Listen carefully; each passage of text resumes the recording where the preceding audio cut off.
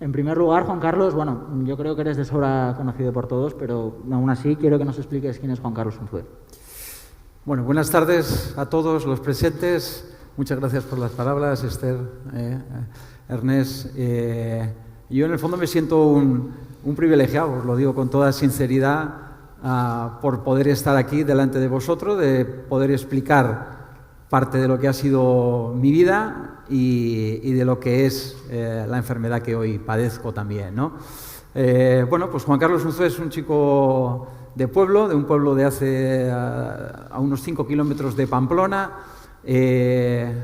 uno de 6 hermanos, el pequeño, 5 hermanos y una hermana, y que le gusta, pues, en un momento dado hacer deporte. Yo era muy activo, curiosamente me gustaba hacer atletismo, además me gustaba hacer cross, resistencia, totalmente atípico e innecesario para un portero, como después he sido como profesional, pero en el fondo yo creo que me gustaba, y de hecho jugué como jugador y portero hasta los 15 años, lo fui alternando. Empecé a competir muy tarde, con 13 años, fue mi primer partido oficial. Con 15 años me fichó Osasuna para su equipo juvenil y, curiosamente, a los 18 años estaba ya en el primer equipo, ¿no? Entonces, como os podéis imaginar, todo llegó prácticamente sin darse uno cuenta, ¿no? No me dio ni tiempo a pensar si realmente yo quería ser profesional. O sea, apareció la posibilidad de ser profesional casi de la nada. Traté de aprovecharlo, evidentemente, y me resultó sencillo. Yo siempre lo cuento porque al final para mí no ha sido un trabajo, ni incluso cuando he sido entrenador, porque en el fondo yo lo que he sentido siempre es pasión por el fútbol, pasión por jugar, y como persona activa pues he tenido esa suerte de poder hacer de mi hobby mi profesión. Como profesional debuté con 19 años y estuve hasta los 36 jugando como portero en 5 equipos diferentes. Osasuna, empecé los 2 primeros en Osasuna, jugué después 2 años en el Fútbol Club Barcelona, 7 años en el Sevilla, 2 años en el Tenerife, 2 años en el Oviedo, y volví a mi casa a terminar mi carrera y a disfrutar mucho, además, os lo puedo asegurar, mis 2 últimos años de carrera como portero en Osasuna de nuevo. A partir de ahí, de forma continua, sin descansar, tuve también la fortuna de empezar mi carrera como entrenador de porteros en el Fútbol Club Barcelona. Estamos hablando de 2003, cuando Jan Laporta, curiosamente, también entró como presidente en la entidad, y me mantuve como entrenador de porteros durante 7 años. En el 2010 decidí que era el momento para llevar, vamos a decir, uno de esos sueños que había tenido, que era ser primer entrenador, y fui entrenador del Numancia de Soria en segunda división. Después volví al Fútbol Club Barcelona, hice otro año más de entrenador de porteros y hubo después una pretemporada que fui entrenador del Racing de Santander en segunda división, pero por un problema de contratos, por un problema de feeling con el presidente, no llegué ni a competir con el equipo, y empezó mi aventura en relación o cercano a Luis Enrique. Él me propuso ser segundo entrenador con él en su próxima experiencia. Esa experiencia fue en Vigo y fue la antesala de otra vuelta al Fútbol Club Barcelona, en este caso ya no como jugador, que había estado, ya no como entrenador de porteros, sino como segundo entrenador de Luis Enrique, del Fútbol Club Barcelona, con Luis Enrique de entrenador. Estuvimos durante 3 años y después tuve mis 2 últimas experiencias como primer entrenador ya en Vigo, en primera división, y con el Girona, que fue mi última experiencia como entrenador en la temporada 19-20. Después de salir de Girona, bueno, llegó el momento yo ya sabía el primer diagnóstico, teníamos el diagnóstico de la enfermedad que yo padecía, que es la ELA. Tenía que pedir una segunda opinión. En ese transcurso de tiempo decidí que le iba a dar a mi vida un sentido diferente, o le iba a dar sentido de forma diferente, Y en este caso pues era a través de dar visibilidad a una enfermedad que, desde mi punto de vista, yo el primero, para mí era desconocida, y a través un poco de ese altavoz un poco más alto que me da la posibilidad de estar hoy aquí con vosotros, pues informaros pues de qué es esta enfermedad, de las consecuencias, en qué situación viven la mayoría de mis compañeros, y un poco las posibles soluciones, ¿no? Entonces, ese es Juan Carlos Unzué, tengo 54 años en este momento, y os puedo decir que me siento un privilegiado por todo lo que la vida me ha dado hasta estos momentos. Muchas gracias, Juan Carlos. Quizás, ¿de dónde dirías que viene esa pasión por el deporte? ¿Cómo empezó todo? A ver. Pues a ver, hombre, por el deporte yo creo que me llega de forma natural, ¿no? En casa mis hermanos, como os he dicho, somos 5 chicos y una chica. Mis hermanos, sobre todo los varones, eran muy deportistas, y yo, como no podía ser de otra manera, siendo el pequeño, además con una diferencia de años importante con ellos, quería jugar. Y yo creo que ahí lo que sí se inició es la posibilidad o el por qué he sido portero. En aquella época, pues yo iba con la cuadrilla de mis hermanos, y ellos me decían: si quieres jugar con nosotros, a la portería. Entonces, bueno, pues como yo quería jugar con ellos, pues a la portería. Bueno, no podía estar todo lo activo que a mí me gustaba, pero esos ratos los pasaba con ellos. Con mis compañeros o con los de la misma edad, jugaba de jugador también, hacía cross, como os decía, y esto se mantuvo hasta los 15 años. Y después, como he dicho antes, yo la sensación que tengo es que todo me llegó de forma muy rápida. Y cuando me quise dar cuenta, pues era profesional del fútbol, ¿no? Tengo un hermano mayor también, si a alguno le gusta el ciclismo, seguramente que ha oído hablar de Eusebio Unzué, el manager del equipo Movistar. Lleva también 40 y pico años en ese puesto, como director, y ahora como manager de los últimos años, y en definitiva hemos sido una familia muy deportista, ¿no? Y así, a modo de resumen, ¿qué podrías destacar de todos estos años a nivel deportivo? ¿Qué te ha aportado en tu vida? Pues yo creo que uno no es consciente, ¿no? Posiblemente cuando estás inmerso en la propia profesión de los valores que vas adquiriendo, ¿no? Pero yo sí os puedo asegurar ahora que en la situación que tengo actualmente, donde mi vida tiene otro ritmo y evidentemente con mucha más calma, con mucha más tranquilidad, con mucho más tiempo para reflexionar, lo que te das de cuenta es, o lo que yo siento, es que para llevar una situación como la que yo llevo, como la que yo tengo, todo lo que me ha dado el deporte ahora me está ayudando. ¿Y por qué me está ayudando? Pues porque en definitiva mi vida ha sido una montaña rusa.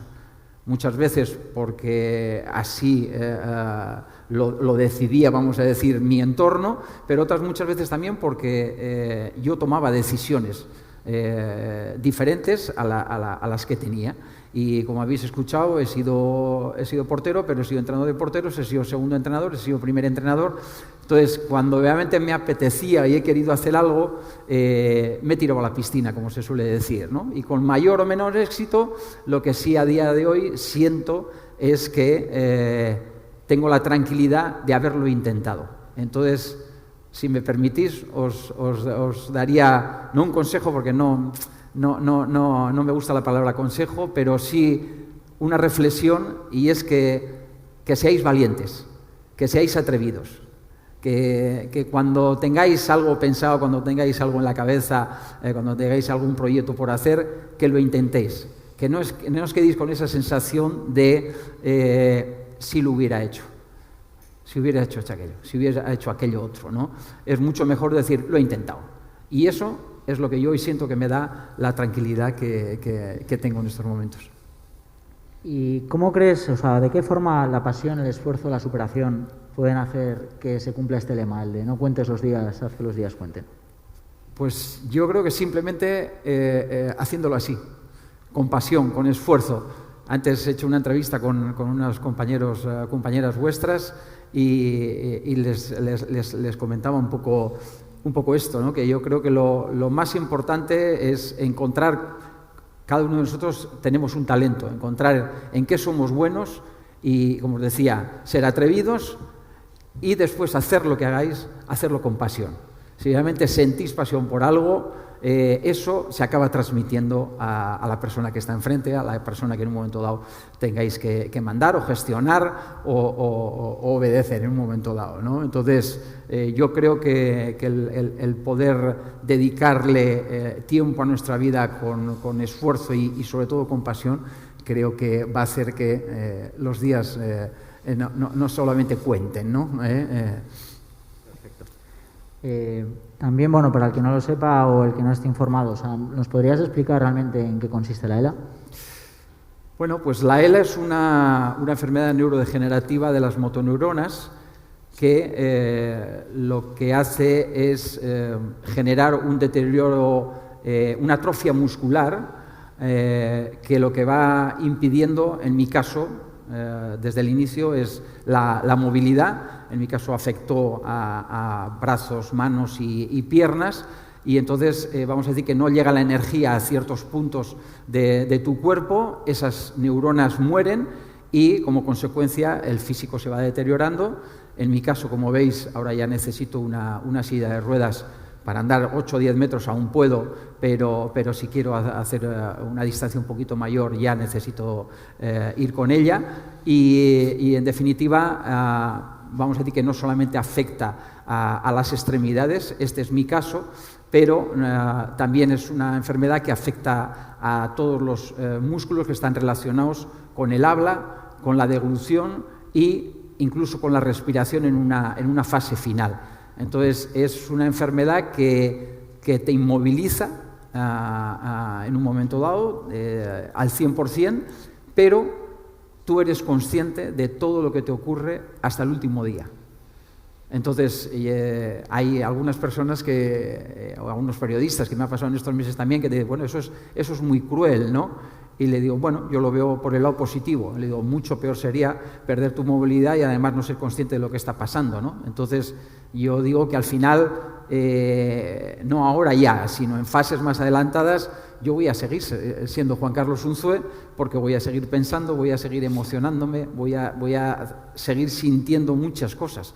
Y en el fondo somos lo que sentimos y lo que pensamos.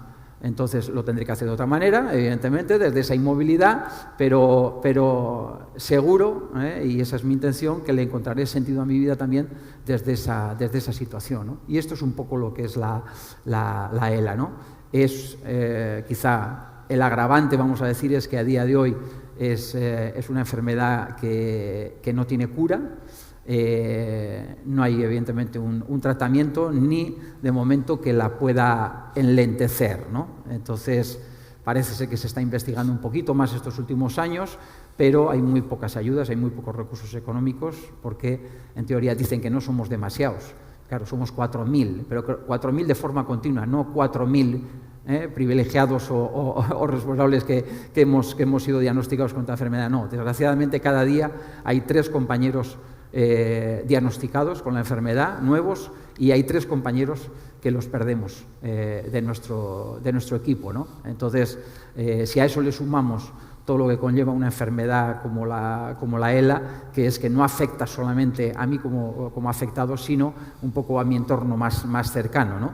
Ya no estamos hablando de 4.000 implicados, ya estamos hablando de 20.000, de 25.000, y esto para mí son muchas personas, ¿no? Entonces creo que la excusa de que somos pocos, yo por lo menos de momento no la puedo comprar, no me vale, ¿no? Y lo que estoy tratando es de que ese equipo que somos los 4.000 afectados más nuestra gente más cercana sea más amplio. Y aquí estoy intentando convenceros y sobre todo informaros a todos vosotros de lo que es esta enfermedad. Porque si la conocéis y realmente estáis informados, vais a poder en un momento dado echarnos una mano, si así la requerimos, si así la necesitamos, ¿no? Entonces, este es un poco mi forma, mi objetivo de vida y mi forma de darle sentido a mi vida desde el día del diagnóstico, ¿no? Informaros, haceros saber de cuál es la situación y ojalá poder conseguir también a través de algún evento importante algún recurso económico que vaya destinado 100% a la investigación. ¿Y nos podrías contar cómo fue ese día del diagnóstico? Pues mira, el diagnóstico estaba con mi mujer María. El doctor, esto fue en julio del 2019, o sea, va a hacer ahora 2 años desde el diagnóstico. Ya en la anterior visita él ya nos hace ver que tenemos una enfermedad neurodegenerativa, pero no nos habla de esclerosis un poco por encima, pero nosotros nos vamos con la duda, o yo me voy con la duda de si tendré esclerosis múltiple, si será ELA. Entonces, ya vamos a decir en el mes de julio, en esa siguiente visita, y yo creo que además eso estaba todo preparado y me parece una buena decisión por su parte, vamos a decir que él no me dice que tengo ELA. Soy yo el que le pregunta. Pero a ver, doctor, lo primero que queremos aclarar, después de estos 3 meses que he estado un poco en la duda y tal, ¿qué es lo que yo tengo? ¿Tengo esclerosis múltiple o tengo ELA? Y me dice, tienes ELA. Entonces, bueno, ya era más o menos conocedor, evidentemente, de lo que venía por delante un poco, aunque me informé más a posteriori que con anterioridad. Era como os he dicho antes, una enfermedad desconocida también para mí, y entonces el diagnóstico, vamos a decir que no nos impactó. Sí es verdad que del Hospital de Sant Pau a Esplugas, a nuestra casa, creo que no hablamos absolutamente nada, mi mujer y yo, y decidimos, vamos a decir, tenerlo incluso un poco en secreto respecto a nuestros hijos hasta tener la segunda opinión. Entonces pasamos unos meses donde los dos éramos conocedores, nuestros hijos evidentemente ya veían que su padre tenía un problema y ya había unos síntomas que se percibía que no era algo leve, pero en definitiva, bueno, no eran tampoco conscientes. Entonces yo digo que hay para mí una palabra que creo que es clave y esta reflexión la he hecho posterior, ¿no? Y es, primero, yo no he tenido que hacer nada especial, el que me conoce de antes y después, para mostrar y para transmitir lo que transmito. O sea, es un poco mi forma de ser, no he tenido que pasar ni he necesitado a ningún profesional. Si lo hubiese necesitado estaría igual de satisfecho seguramente, pero vamos a decir que no he tenido nada especial que hacer desde el día del diagnóstico. Y creo que la razón es porque yo de forma natural lo que he hecho es aceptar a la ELA como parte de mi vida también. Yo decía, yo no me he quejado de un montón de cosas buenas y del montón también de frustraciones que he vivido durante 53 años a través del deporte, pero tampoco ahora, ¿por qué me voy a quejar? ¿De qué me vale además la queja? En el fondo es egoísta, ¿eh? O sea, el primer beneficiado soy yo, las quejas no te llevan a nada. Entonces, creo que aceptar es la palabra clave que además a mí me ha hecho sentir que de forma automática tú estás preparado para jugar esa mierda de cartas que tengo, sí, es una mierda de cartas, pero las cartas, esa mierda de cartas, las puedo jugar en las mejores condiciones posibles. Entonces, esa es para mí la clave, ¿no? Y vamos a decir, esto me ha pasado con este diagnóstico, pero seguro que cualquiera de vosotros hay momentos en la vida en que podéis actuar de esta manera, ¿no? Porque el ser humano muchas veces igual hasta nos creemos un poquito más de lo que somos, ¿no? Y creemos que controlamos muchas cosas. Y yo creo que evidentemente la energía hay que gastarla en las cosas que podemos controlar, pero en las que no podemos controlar y no podemos cambiar, esas hay que aceptarlas e intentar llevarlas de la mejor manera. Por lo menos esa es mi opinión. ¿Y cómo crees, o sea, desde el momento en que recibes la noticia, cómo la afronta también tu familia? Bueno, claro, esta enfermedad, como os decía antes, es una enfermedad complicada porque no condiciona solamente al afectado, sino de una forma muy directa y muy intensa a los más cercanos, en este caso sobre todo a mi mujer y a mis hijos, ¿no? Entonces, vamos a decir que de inicio decidimos no hacérselo saber a nuestros hijos, pero sobre todo porque queríamos confirmar que realmente esa segunda opinión fuese igual a la primera, ¿no? Es verdad que al final se lo hicimos saber justo antes de Navidades del 2019, porque a mí había una cosa que me preocupaba o me ocupaba en mi cabeza sobre todo a las demás, y era cómo se lo iba a transmitir esto a mi madre. Mi madre vive con 94 años, yo tenía la sensación de que lo iba a llevar bien, pero un poco la forma, ¿no?, de hacérselo saber. Lo anticipamos evidentemente a nuestros hijos. Ese os puedo decir que fue el día más emotivo de todos. Creo que es el único día que de forma natural también saltaron unas lágrimas y bueno, fue un momento, como digo, muy emotivo, muy de unión, muy de estar todos muy cerca. Pero más allá de esto, bueno, pues a veces la gente me dice, joder, qué frío eres, ¿no? Pues no lo sé, pues quizás sea frío, no sé, pero es mi forma de ser, Entonces, justo antes de Navidades, se lo hice saber primero a mis hermanos para ver, sobre todo, de qué manera se lo íbamos a transmitir a mi madre, ¿no? Y mi madre nos volvió a dar una lección. Decidimos no hacerlo en esos días de Navidad, que son un poco los días del año donde nos juntamos toda la familia al completo y somos prácticamente ya 30. Entonces esos días los dejamos pasar y después de Navidades, como os digo, mi madre nos volvió a dar una lección de sabiduría y te das cuenta de lo observadores y de lo capaces que son la gente mayor, ¿no? Y ella me decía, claro, yo no sabía que tenías esclerosis lateral amiotrófica, ELA, ¿no? Además, os puedo asegurar que el día que se lo dije, además, en vez de decirte ELA, le dije que era esclerosis lateral amiotrófica, me dijo, espera un poco, que voy a coger un papel y un bolígrafo. Y se fue a escribirlo, y lo escribió, me imagino, pues para contarles a sus amigas o a su entorno también, pues exactamente qué es lo que tenía su hijo, ¿no? Y ella me hizo saber. Claro, yo te veía, ella vive en un primer piso, en el mismo piso que vivimos desde hace 50 años, la familia, y sin ascensor. Y entonces ella me decía, claro, yo te subía, le veía a tu mujer subir por delante tuya con la maleta y tú 5 segundos detrás, apoyado en la vamos a decir, en la barandilla, de blanco y en botella, ¿no? No sé qué se llamaba, no sabía que se llamaba ELA, pero ya veía que algo grave estaba ocurriendo, ¿no? Entonces, toda esa preocupación que tú tenías, resulta que ya ella, en cierta manera, lo tenía asumido, ¿no? Y bueno, dices que hace 2 años que te comunicaron dicha enfermedad. O sea, ¿qué ha cambiado en Juan Carlos Unzué en estos 2 años? Y también, ¿qué es lo que más echas de menos quizás en estos 2 años?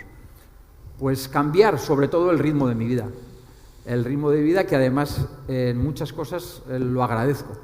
Lo agradezco porque sobre todo creo que hemos generado una sociedad que vive a una velocidad de vértigo y yo creo que todos, incluso cuando estamos en plenitud, necesitamos ya no solamente descansar un poco, salir vamos a ir de ese espacio, pero salir, yo creo, incluso que tengas una perspectiva mayor de lo que estás haciendo, para poder dar incluso un mejor rendimiento en el presente, ¿no?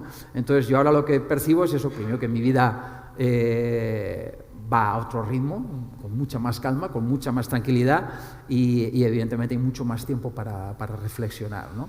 No es el ideal, seguro, hay que buscar ese equilibrio seguramente entre este ritmo y el anterior, pero en definitiva ese es el mayor cambio. A partir de ahí, como os he dicho antes, es la manera de darle sentido a mi vida, ¿no? 53 años han sido a través del fútbol. Lo que dura aquí hasta el último día será a través de la enfermedad, de darle sentido a mi vida, pues de informaros, de darle visibilidad y de intentar conseguir esos recursos económicos, ¿no? Y la verdad es que soy de los que he pensado casi siempre en lo que, más que en lo que dejo de poder hacer, en lo que puedo hacer. O sea, en la nueva situación, esto es el mejor examen que puedes tener para ver si eres capaz de adaptarte, porque esto es una adaptación casi continua a la ELA. Entonces, siempre además la adaptación, como decía antes Dani, no hay ningún momento ya que, vamos a decir, que se pare o que pase a ser mejor, no. Vamos a decir que ese avance siempre es regresivo, siempre es a peor, ¿no? Entonces, yo lo que puedo constatar ahora también es algo que ya tenía claro no desde el diagnóstico, sino anteriormente, y es en la gran capacidad que tenemos el ser humano de adaptarnos a las situaciones. Y muchas veces yo creo que esa capacidad es muchísimo mayor de la que nosotros en un momento dado podemos pensar. Y a mí me ha ocurrido, así es. Qué bueno, Juan Carlos, de verdad, muchísimas gracias. Bueno, ahora para dar un poquito paso a Daniel, quería que me explicaras eso, cómo os conocisteis y bueno, quién dio el primer paso, ¿no?, en ese aspecto. Bueno, le voy a dar el paso yo, si no os importa, y os explico un poco. Pues mira, a través del diagnóstico, ¿no?, en un momento dado, Dani se puso en contacto conmigo porque él había tenido un íntimo amigo que había muerto hace 4 años y que yo ya había leído algún artículo y había visto algún vídeo que había hecho en internet, y ya conocía a Jano, no personalmente, pero sí a través de los medios. Entonces él se pone en contacto y él lo que me viene a hacer saber es que tiene ganas de aportar desde su posición todo lo que pueda en favor de la ELA, porque quiere seguir el legado de su amigo Jano, ¿no? Entonces, claro, ante semejante buena proposición, pues encantado de la vida, ¿no?, de poder apoyarte en lo que yo pueda. Y curiosamente, pues lo que acabas encontrando, más que apoyo o apoyarle yo a él, acabas recibiendo mucho más de lo que yo le he podido ayudar en un momento dado, ¿no? Y sobre todo él, antes se lo comentaba a estas chicas vuestras que nos han entrevistado, que hay una cosa que a mí y él ya me lo ha escuchado 3 o 4 veces, y es una reflexión que a través de ellos, de él y de Bárbara, su mujer también, yo he tenido, ¿no? Y es que estamos todos de paso. Al final la muerte es parte de la vida, no sabemos cuánto tiempo vamos a estar, eso nos va a diferenciar el tiempo y a veces las situaciones, pero todos llegamos en un momento dado, todos marchamos en otro, ¿no? Entonces, yo lo que percibo ahora, sin conocerle personalmente a Jano, es que Jano estuvo un tiempo y actuó de una manera muy honesta, con gente muy cercana, buena gente, como se dice, ¿no? Y lo que me demuestra Dani con su forma de hacer y Bárbara, la familia, es que tú te marchas en un momento dado, pero tú dejas un legado. Y si ese legado ha sido positivo, si ese legado obviamente ha merecido la pena, tú no te marchas de aquí al 100%. Entonces, eso también es como que me da satisfacción en el momento que yo estoy, pensar que yo me voy a marchar, como todos vosotros, no sabemos cuándo, pero el día que me marche, dependiendo de lo que yo haya hecho, ese legado o ese recuerdo va a estar ahí, ¿no? Y bueno, yo creo que seguramente no nos vamos a enterar de lo que vais a hacer, pero yo creo que va a ser una satisfacción, ¿eh? O sea que, Dani, explícales tu historia, que creo que tiene muchas gracias. Mucha esencia. Gracias, Juan Carlos, por la presentación. Gracias a la UIC también por darnos la oportunidad de explicaros en persona, ¿no?, un poco todo lo que estamos haciendo. Al final, la maravilla dentro de todo esto malo que representa la enfermedad, lo bueno es conocer gente maravillosa, como es el caso de Juan Carlos, como fue el caso de Jano, ¿no? Jano era amigo personal, íntimo, era mi pareja de pádel. Yo soy apasionado del deporte, cualquier deporte, pelota, sin pelota, me encanta. Había jugado waterpolo, había hecho natación, había ganado campeonatos de España de waterpolo universitario con la competencia, no con la WIC, pero bueno, con la competencia, pero al final todo suma. Y siempre me había encantado el deporte, o siempre me ha encantado el deporte. Con Jano era mi pareja de pádel. Yo no jugaba a pádel un campeonato si no jugaba con él. Yo creo que era porque era el único que me aguantaba, ¿no? Yo soy un tumbado competitivo y eso es una mezcla complicada a veces de gestionar, ¿no?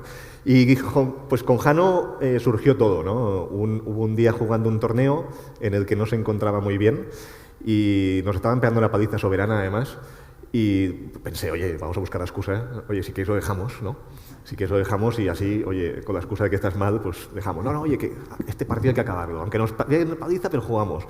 El tema fue de que cuando acabamos el partido, el brazo izquierdo de Jano era la mitad del brazo derecho, ¿no? Y tenía muchas palpitaciones y en aquel momento le dije, oye, vamos a urgencias, ¿no? Y bueno, fue a urgencias y por desgracia ya de urgencias no salió, ¿no? Al cabo de 6 meses, 8 meses le dieron el diagnóstico y le confirmaron que tenía ELA. Como bien ha explicado antes Juan Carlos, no voy a ser redundante en lo que es la enfermedad. Él dice que no es una enfermedad cruel, yo digo que es una enfermedad cruel porque al final en el fondo pues uno es prisionero de su cuerpo y eso es una cosa que me gustaría que todos que estáis aquí salierais de aquí con esa foto, ¿no? De que un enfermo de ELA al final necesita de otros para poderse valer por sí mismo, para hablar, para comer, para beber, no pueden beber porque obviamente al final no pueden deglutir, necesitan de una silla de ruedas, imaginaros, ¿no? El día de mañana que os dicen que no podéis dar un abrazo a vuestro ser querido, que no podéis comer aquel plato que más os gusta o que no podéis beber aquello que más os gusta y poder decir de aquella persona con vuestra propia voz que lo queréis mucho, ¿no? Yo creo que si todos nos imaginamos en esa posición no es fácil y es una maravilla pues ver cómo gente como Juan Carlos pues afrontan así, ¿no? Con esta entereza y con esta fuerza y con estas ganas de demostrar que la vida se basa en eso, ¿no? De despertarse y tener ganas de vivir, ¿no? Bueno, bien, pues no me enrollo más porque si no nos iremos por los cerros de Úbeda. Con Jano, pues, ¿qué hice? Pues, oye, ¿cómo lo podíamos ayudar? ¿No? Más allá de acompañarlo y de ayudarlo a nivel familiar, en el momento que le dieron el diagnóstico a Jano tenía 35 años, con 3 niños, 2 gemelos de 2 años y una mayor de 5.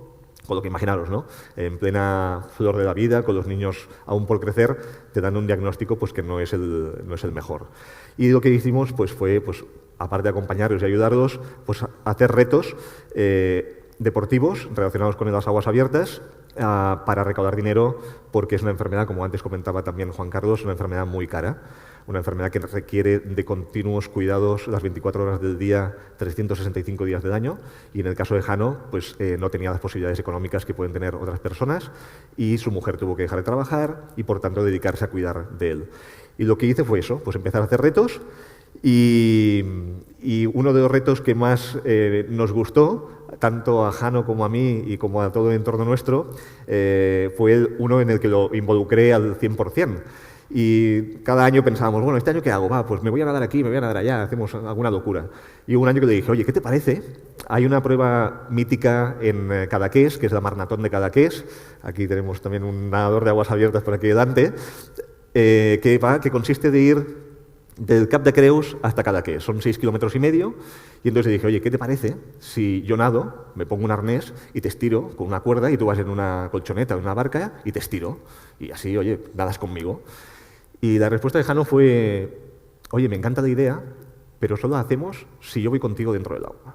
Entonces, imaginaros la situación de una persona que no puede hablar, que no puede tragar agua, porque si se traga agua no podía escupirla para afuera y por tanto se podía ahogar. Imaginaos pensar eso, ¿no? Durante 6,5 kilómetros. Yo no sé cuántos de vosotros habéis nadado, ya no os digo 6,5 kilómetros, 1 kilómetro en el mar, no sé, o 2. No sé, levantar la mano. ¿Quién ha nadado más de 1 kilómetro en el mar? 1, 2, 3, 4, 5, 6. Imagínate. Vas a tener nadadores al final, ¿eh? Imagínate. Al final vamos a encontrar nadadores. O sea... Imagínate. Son de los que no, el resto son de los que llegan a la boya y ya tienen suficiente, ¿no? Pues imaginaos 6,5 kilómetros arrastrando a una persona en el agua que no se vale por sí misma, que está totalmente paralizada. Entonces, bueno, le pusimos una máscara de estas de Decathlon que han vendido a porrones, ¿no? Le tuneamos el tubo porque él iba boca arriba, le tuneamos el tubo para que el tubo se fuera para arriba y no le entrara agua, le pusimos un chaleco salvavidas y lo metimos en el agua, ¿no? Con un traje de neopreno para que no pasara frío. Y entonces, como no es lo mismo arrastrar una barca que arrastrar un peso muerto en el agua, pues llamé a 3 amigos más y vinieron a ayudarnos, ¿no? Total que conseguimos hacer esos 6,5 kilómetros nadando. Yo ese día de verdad pensaba que Jano se levantaría, que ese día la enfermedad, del mismo modo que vino, ese día también seguiría, pero por desgracia, como bien decía antes Juan Carlos, pues una enfermedad que hoy, después de 150 años, sigue siendo una enfermedad que no tiene cura, ¿no?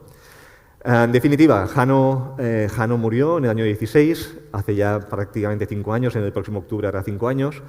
Durante 2 años yo estuve, pues bueno, desvinculado o dándole la espalda a esta enfermedad, pero hubo un día que me invitaron a través de un amigo, pues me invitó a una travesía de aguas abiertas que era para recaudar dinero para la enfermedad y dije, bueno, pues voy. Total que volví a estar en contacto con gente afectada por la ELA.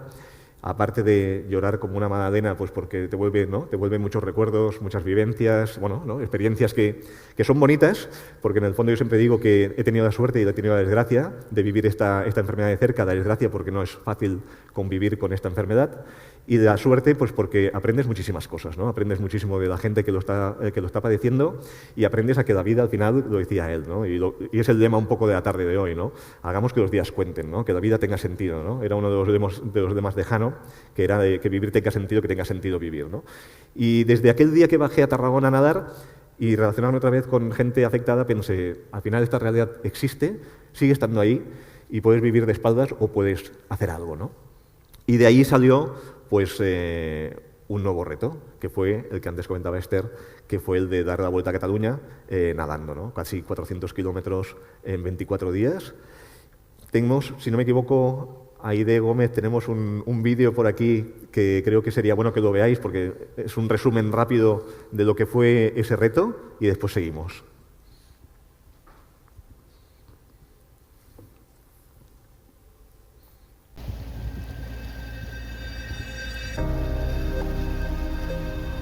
El reto consiste en cruzar Cataluña de norte a sur, de Portbou a Casas d'Alcanar. En total son 400 kilómetros en paralelo a la costa, unas 200.000 brazadas.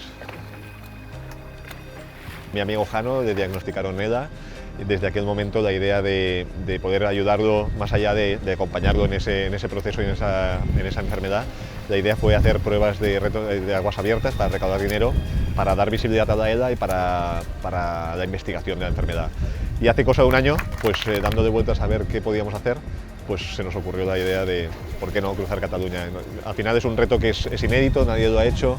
Y eso también, pues en el fondo, pues yo no soy una persona conocida, las aguas abiertas no es un deporte mayoritario y era una manera de dar visibilidad de manera bestia a una enfermedad. La principal dificultad es que nadas en un medio que no es el tuyo, es el mar, ¿no? Y el mar hay días que te invita a nadar y hay días que no te invita.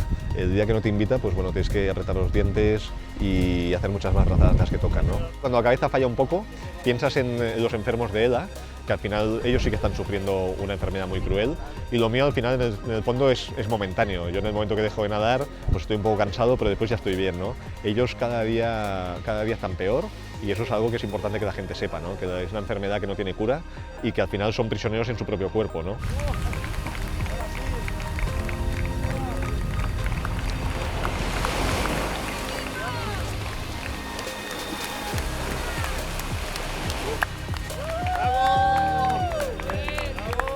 Cientos kilómetros lleva el muchacho, desde el día 17 nadando. Ahí está. En favor de la investigación por la ELA, en recuerdo de su gran amigo Jano, que no está aquí con nosotros, es una pena, pero dejó un legado que le está tratando de seguir, y eso creo que dignifica a él personalmente, a toda su familia, a todo su entorno, a la familia de Jano, evidentemente, y desde mi posición lo que sí te quería es agradecer, porque ahora yo soy, vamos a decir, uno de los beneficiados y mi familia de todo esto que estás haciendo. Una de las cosas más bonitas que nos hemos encontrado del reto es la cantidad de gente que nos escribe, cantidad de familiares que tienen enfermos de ELA, dando las gracias. Esto para nosotros es precioso. Deberíais estar colaborando, bien sea moralmente, económicamente, para aportar dinero, que al fin y al cabo es el objetivo de esta travesía, ¿no? que ha diseñado Dani. Se puede ayudar entrando en nuestra web, upsidedownchallenge.com, ahí hay un botón de colabora, ahí puedes hacer una donación vía tarjeta de crédito, o bien se puede hacer por Bizum al 00808, ahí haces la parte de donativos de Bizum, puedes hacer un donativo de la cantidad que cada uno quiera, ¿no? Al final cada uno es libre de aportar lo que quiera, no podemos obligar a nadie, pero que lo haga, que lo sepa, que nos va a arrancar una sonrisa a todos, y sobre todo para la gente que tiene la enfermedad, pues saber que un día quizás tendrá cura, ¿no? ¿Por qué hace esto Daniel? Y entonces ahí es donde aparece un ejemplo para mí de vida que no la está dando Daniel, aunque está haciendo una cosa espectacular, pero la empezó dando su amigo Jano. Y es demostrar al mundo, a la gente, que si hacemos cosas en vida que realmente merecen la pena y están bien hechas, cuando nos marchamos de este mundo no nos vamos del todo.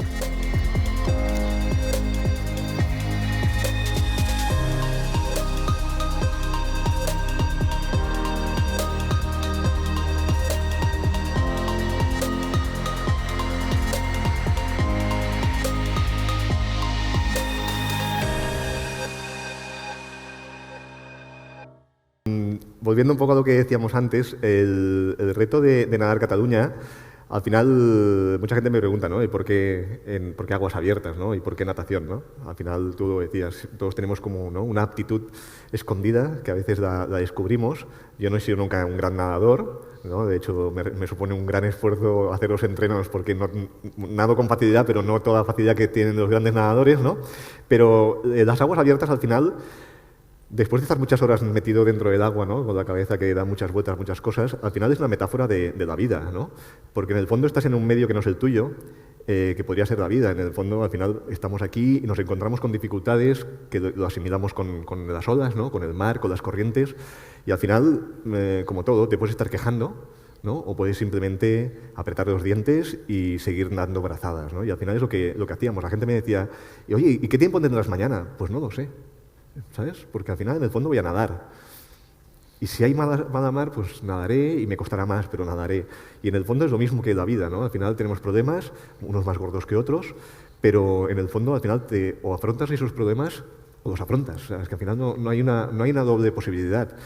Con la ventaja, yo en el mar siempre lo digo, ¿no? Yo lo decía en el vídeo, de que al final, si me canso y no tengo ganas de nadar, pues oye, me subo al barco y me voy para casa y todos están contentos, ¿no? No entraría dentro de mis cálculos, porque obviamente soy de los que no me gusta un no por respuesta y me gusta llegar hasta el final de las cosas que hago, pero es un poco el objetivo, ¿no?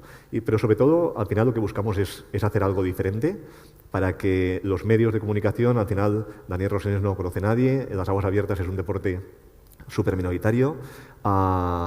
Ojalá me hubiese dado por el fútbol, ¿no? Igual estaríamos haciendo mucho más ruido, ¿no? Pero bueno, oye, cada uno se adapta a lo que tiene, y hacemos cosas así de bestias para eso, ¿no? Para que los medios pongan el foco y digan quién es ese zumbao que está por ahí pegando brazadas, ¿no? Y por qué lo hace. Todo esto tiene un significado que es recaudar dinero y dar visibilidad a la ELA. Sin ese motivo, creedme que yo no perdería un segundo de mi vida en llenarme el pecho de haber cruzado Cataluña. De hecho, es lo que menos me preocupa, o lo que menos me enorgullece. Lo que me enorgullece, precisamente lo decía antes mi mujer en el vídeo, lo bonito es eso, ¿no? La reacción que tienes de la gente, el cómo te acompañan, el cómo te agradecen, el dinero que recaudamos. El año pasado recaudamos en total casi 90.000 euros. Hicimos una cena benéfica virtual a final de año para cerrar un poco el curso, y la verdad es que eso es lo bonito, eso es lo que buscamos al final. Y pensar que esos 90.000 euros vinieron principalmente de donativos de 20 en 20 euros, de 50 en 50, con lo que aquí, a todos los que estáis, obviamente no me podría ir de aquí sin deciros que os invitamos a que sigáis nuestro perfil en Instagram, Upside Down Challenge. Ahí veréis a este mismo zumbao que está aquí delante vuestro. Hay días haciendo vídeos en broma, hay días entrenando, hay días pasándolo mejor, otros días peor, pero bueno, al final intentamos explicar cosas, ¿no?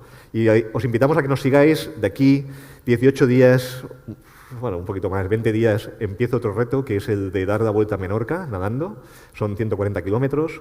Hay mucha gente que me ha dicho, joder, pero si el año pasado hiciste 400, este año está chupado, ¿no? Y yo les digo, oye, pues nadar vosotros los 140 kilómetros, que no pasa nada, ¿no? Al final parece que sea un paseíto en el mar, y realmente lo es, pero es un paseíto duro, ¿no? Y entonces os invitamos a eso también, a que expandáis el mensaje, de que lo habléis con vuestros amigos, vuestros familiares, de que nos acompañéis en esta aventura, de que nos deis vuestro apoyo, no solamente en likes, que nos gustan mucho, pero lo que más nos gusta es que también nos podéis ayudar a nivel económico, ¿no? Ya pasaremos el Bizum, aún no lo hemos colgado, lo hacemos todo a través de la Fundación Luzón, que es la que nos acompaña en todas estas aventuras, y hay una página web también en la que podéis estar informados de todo lo que estamos organizando, ¿no? Qué bueno, Daniel. Bueno, también decir que en su perfil hace unos menús que he visto que están bastante bien. O sea, a nivel de nutrición, es decir, que preparas unos platos que tienen muy buena pinta. Que eso también no lo ha mencionado. Muchísimas gracias a los dos, de verdad. Vamos a pasar ahora con el turno de ruegos y preguntas. Si alguno quiere preguntarles algo, si puede levantar la mano y mi compañera Gloria o alguna de las becarias le acercará un micro. Ahí tenemos.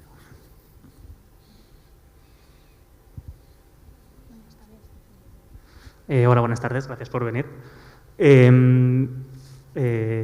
Soy el quinto hijo de 7 y mi madre tuvo ELA también. Ya hace un año ya que falleció, y durante su tiempo hubo una cosa que me gustó que dijo, que era me he dejado de preguntar el por qué, sino para qué. Era para preguntarte a ti si has cambiado el chip de por qué me ha pasado esto, sino ahora que ya lo tengo, ¿qué puedo hacer para ayudar a mi familia, a los demás? Muchas gracias. Pues nada, siento lo de tu madre, seguro que sabes muy bien de qué estamos hablando. Entonces, mira, no, como he comentado un poco antes por encima, no he tenido necesidad de hacer ese cambio de chip porque no me he hecho esas preguntas. Y te lo digo, si fuese de otra manera te lo diría y con toda sinceridad, ¿no?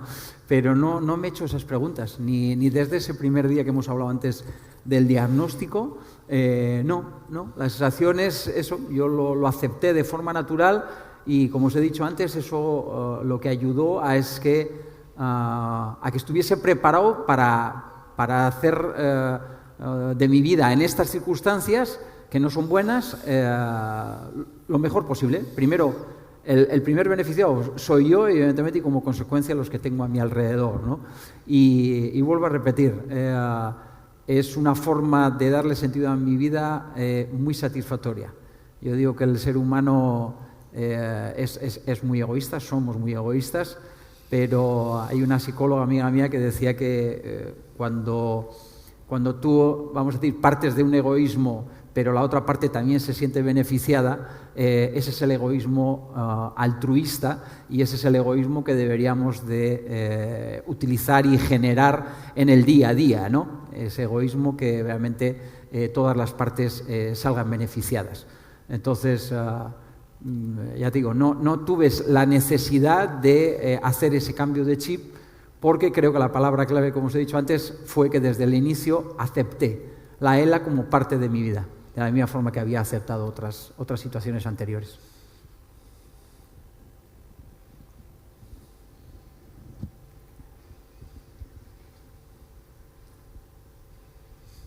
Hola, buenas tardes.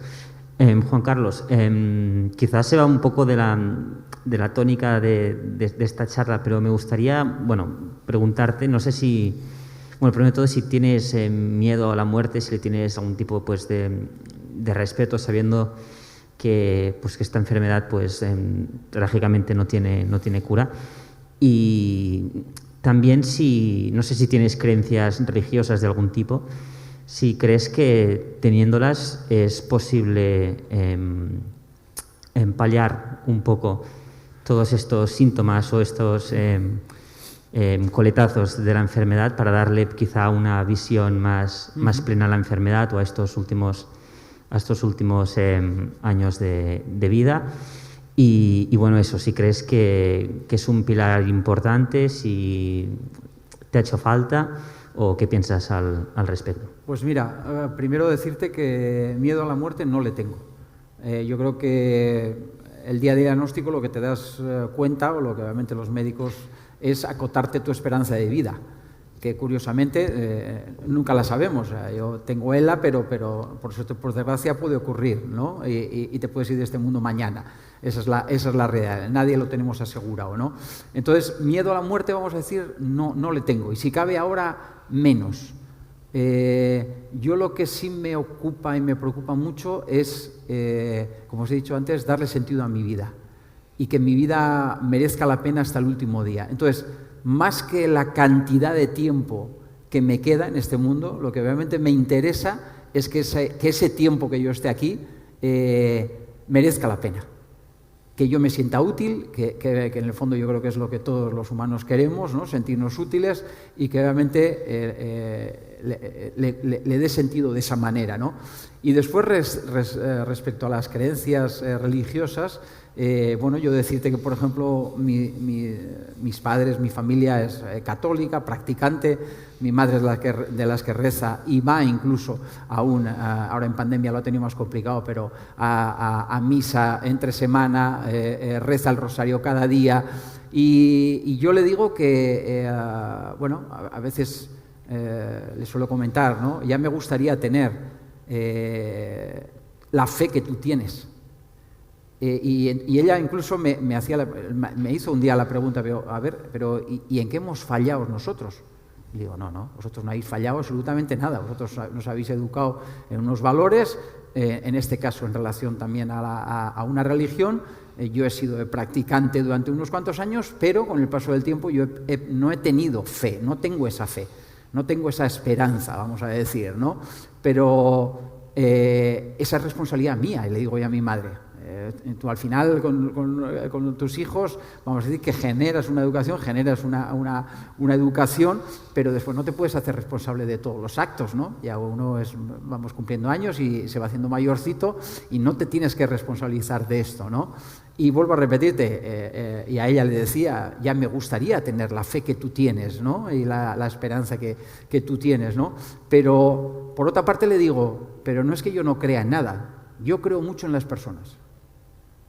Yo creo que hay muchísima más gente en este mundo buena que mala.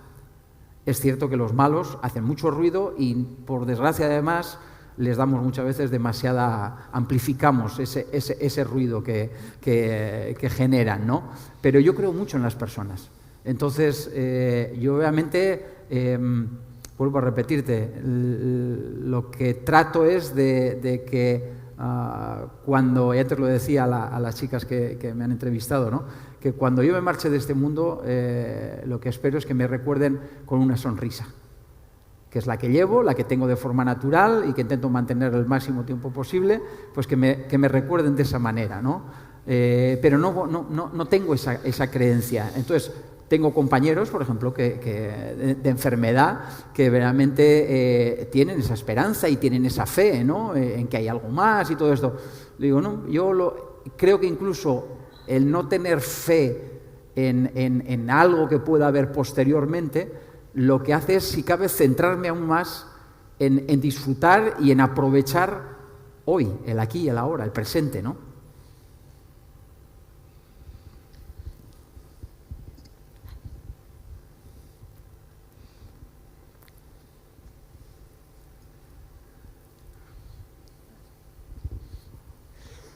Juan Carlos, una pregunta para ti.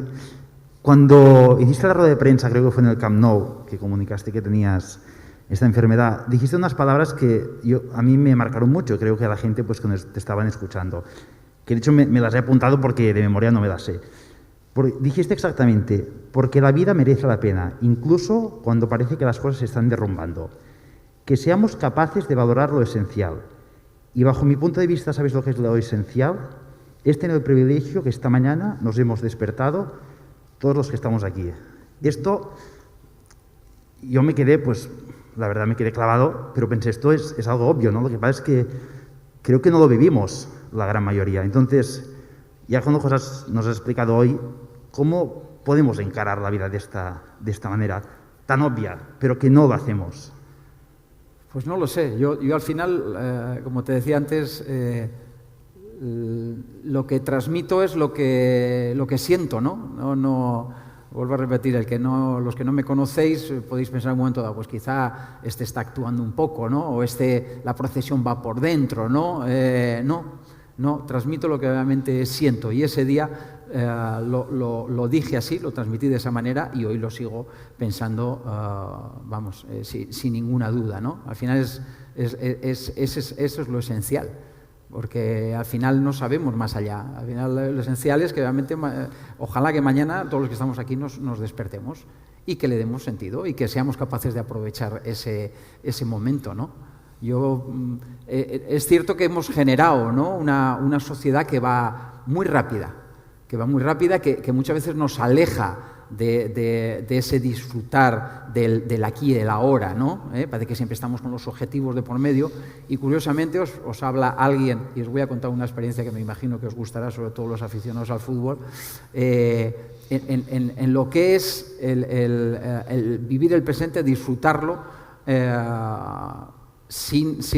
y no centrarte excesivamente en los objetivos, y realmente aprovechar y disfrutar de ese camino, a esos objetivos, ¿no? A pesar de ese ritmo, ¿no? Y os cuento, mira, yo en estas últimas charlas que suelo hacer, les digo que en la última Champions que ganó el FC Barcelona, en la que estuve implicado, en Berlín, 2015, y hace casi 6 años de ello, Jugamos un sábado por la noche, dormimos allí el equipo, como sabéis se ganó esa Champions, y en el viaje de vuelta, los capitanes en un momento dado del vuelo me vienen y me llaman. Yo era el segundo entrenador en esos momentos, ¿no? Y se oía un poco en la prensa pues que Luis Enrique tenía algunas dudas de si seguir o no seguir, y entonces me llevan, vamos a una esquina un poco del avión, un poco más tranquilos, y me hacen saber los capitanes que, oye, Juan Carlos, dile a Luis que si tiene cualquier duda, que nosotros no la tenemos, que hemos ganado sí el triplete, que hemos ganado mucho este año, pero que tenemos la sensación de que junto a vosotros podemos seguir ganando, podemos seguir haciendo historia, ¿no? Entonces, claro, la reflexión, dices, los jugadores, los verdaderos artífices de ello, menos de 24 horas después de haber conseguido el objetivo máximo, ya están pensando en la siguiente temporada. Entonces, ¿cuál es la reflexión?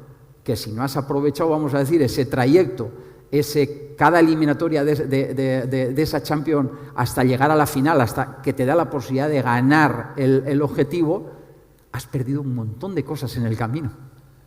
Entonces, ser conscientes, vamos a decir, ¿no? Y valorar mucho más lo que tenemos. Y sobre todo lo que tenemos muchas veces, yo creo que lo que más tenemos que valorar es lo esencial, que es tener salud. Es tener salud.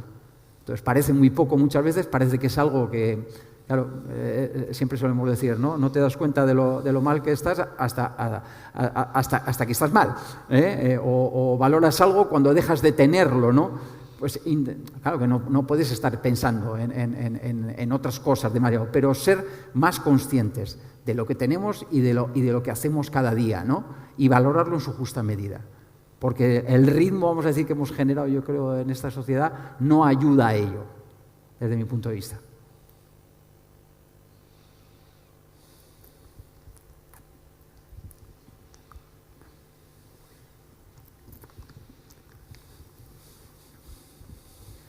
Hola, buenas tardes. Hola. Bueno, Juan Carlos, yo soy una fan tuya de hace mucho tiempo.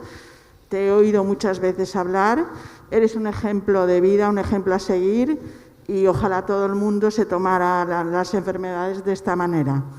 Bueno, yo soy Marta Anglada, soy Relaciones Públicas de ONGs a través de Instagram, y ya lo sabe Dani y Bárbara, que hoy los voy a conocer en persona. He venido aquí expresamente para conoceros a todos, y yo me pongo a disposición de lo que sea en la medida de mis posibilidades. Lo que hago es dar visibilidad a ONGs a través de mi cuenta de Instagram. Entonces, bueno, para lo que queráis, aquí estoy. De cualquier manera que pueda ayudar, me pongo totalmente a vuestra disposición. Muchísimas gracias. Muchas gracias. Muchísimas gracias.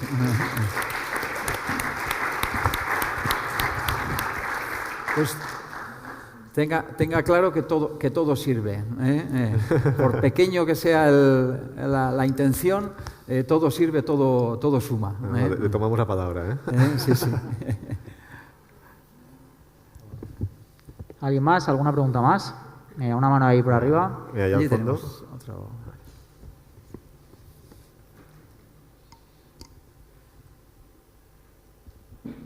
Buenas tardes.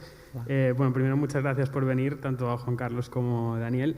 Y yo quería preguntarte, Juan Carlos, como nos has dejado entrever en esta charla, tienes una buena red de soporte, ¿no? A nivel familiar, a nivel de tu entorno más cercano.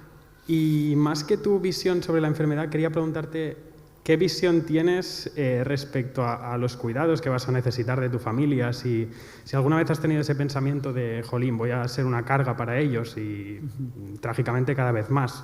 ¿Qué visión tienes al respecto de esto? Pues mira, te voy a ser muy claro y muy sincero, y aquí tengo a mi hija, a mi hijo mayor y a mi mujer, y sobre todo mi mujer te lo va a poder corroborar. Un día en una entrevista, en un momento dado, me hicieron una pregunta más o menos parecida, ¿no?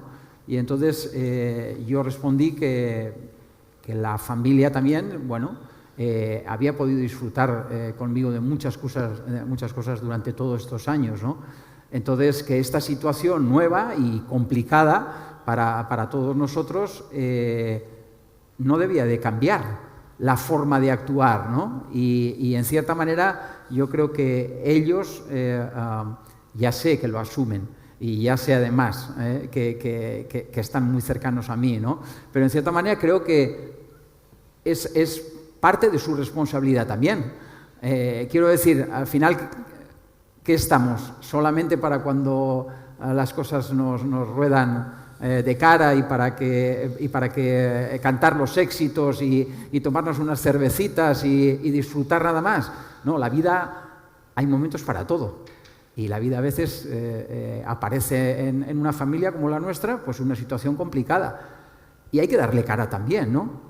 Entonces, yo lo que sí estoy es muy orgulloso de lo que ellos me muestran.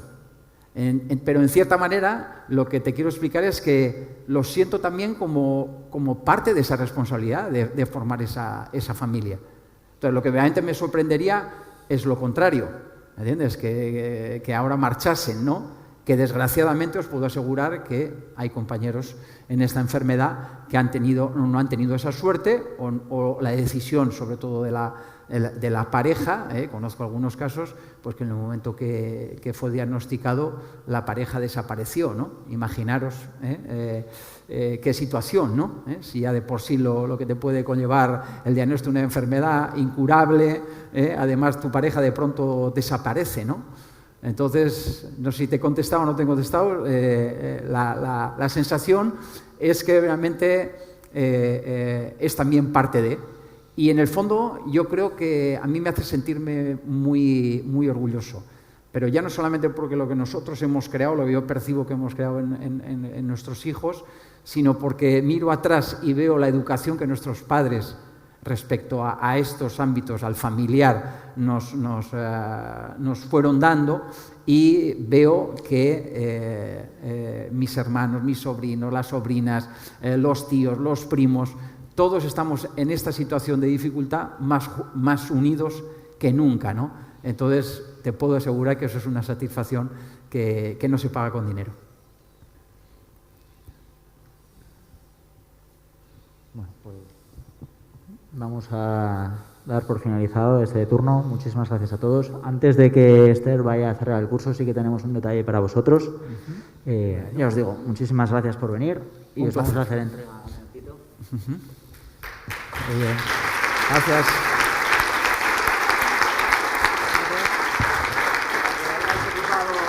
Muy bien, muchas gracias. Esto para que vayan equipados de WIC Barcelona, ¿no? También. Muy bien, muy bien. Oye, bueno, os agradecemos mientras Ernest os entrega ese pequeño detalle. También que sepáis que yo creo que ya formamos parte de vuestro equipo, que es una de las cosas que habéis hecho, y también queremos contribuir con una pequeña dotación también económica y que nos tenéis siempre a vuestro lado para lo que queráis. Ya os he dicho antes que tendréis que volver cuando podamos llenar esto. Ojalá. Y luego yo me quedo con algunas cosas que habéis dicho, lo de acoger, ¿no? Has repetido mucho la palabra que, oye, acoges con normalidad, que ya me lo he apropiado porque me parece que acoger cada día todo lo que nos viene encima es una cosa muy fácil de decir, pero que requiere bastantes cosas, ¿no? Luego me he quedado también con el tema de la familia. Nosotros somos una universidad que depende de... como entidad dependemos de la Fundación Familiar Catalana, con lo cual lo de la familia está en el ADN. Muy bien. Sí que es verdad que es la mejor red que tenemos y hay que cuidarla y valorarla. Y me he quedado con otra cosa que es lo de dejar el legado. Y el dejar el legado, ¿no? que a veces dices, dejar el legado, pienso, a lo mejor interpreto mal, pero yo me he tomado para mí el hacer cosas por los que tienes a tu alrededor, ¿no? Al final dices, la vida consiste en acoger y en cuidar, prácticamente, ¿no? Y con esto, gracias por lo que nos habéis enseñado, transmitido. Ha sido un honor poder contar con vosotros y aquí estamos en el equipo para lo que queráis. Muchas gracias. Oye, muchas gracias a todos. Muchas gracias.